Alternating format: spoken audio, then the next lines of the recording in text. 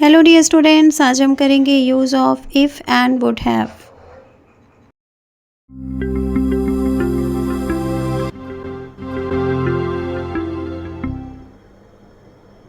Read the given situation carefully. अभी आपके सामने एक सिचुएशन आएगी जिसे आपने बहुत ध्यान से पढ़ना है।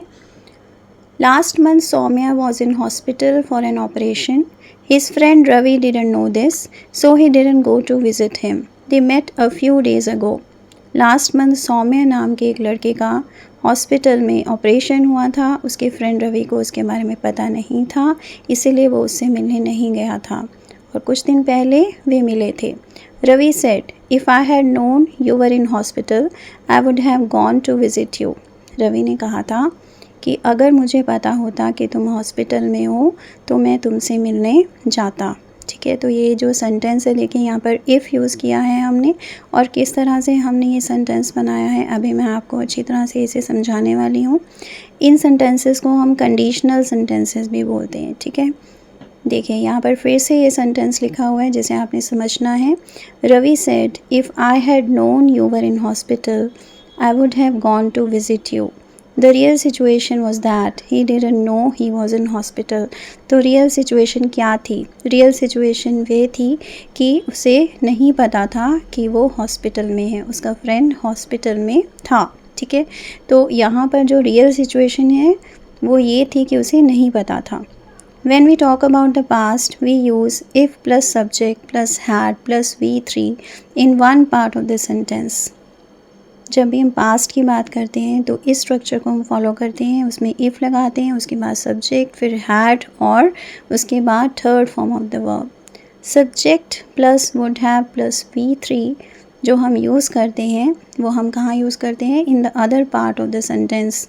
ओके, सेंटेंस के दूसरे पार्ट में हम इन सभी को यूज़ करते हैं जो है सब्जेक्ट, उसके बाद वुड हैव और उसके बाद V3 यानी कि third form of the verb. अभी आपके सामने दो एग्जाम्पल्स मैं दे रही हूँ, उन्हें आपने ध्यान से पढ़ना है. Study the given examples carefully. I decided to stay at home last night. I would have gone out if I hadn't been so tired, but I was tired. मैंने लास्ट नाइट घर पे रुकने का फ़ैसला किया था. मैं बाहर जाता अगर मैं इतना थका नहीं होता. और रियल सिचुएशन क्या है कि मैं थका हुआ था. ठीक है, देखिए यहाँ पर if I hadn't been so tired लिखा हुआ है, इसका मीनिंग है कि मैं थका हुआ था. ठीक है, आई होप आपको क्लियर हो रहा है कि किस तरह से आपने कंडीशनल सेंटेंसेस को बनाना होता है. अब देखिए एक और एग्जांपल है आपके सामने. If he had walked carefully he wouldn't have fallen down. अगर वो ध्यान से चला होता वह गिरा नहीं होता, but he fell down.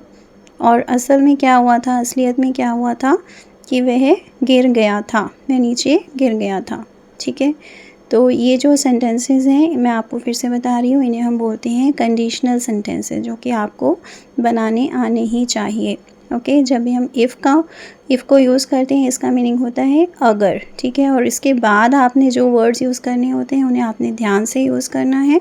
Had लगाना है, उसके बाद third form of the verb और फिर सेकेंड पार्ट में हमने वुड हैव और third form of the verb को यूज़ करना होता है. आप फिर से वीडियो को देख सकते हैं ताकि आपको अच्छी तरह से कॉन्सेप्ट क्लियर हो जाए. Thanks for watching, keep learning. See you in the next video. Please subscribe to my channel if you haven't done it yet and please give me your comments. Thank you.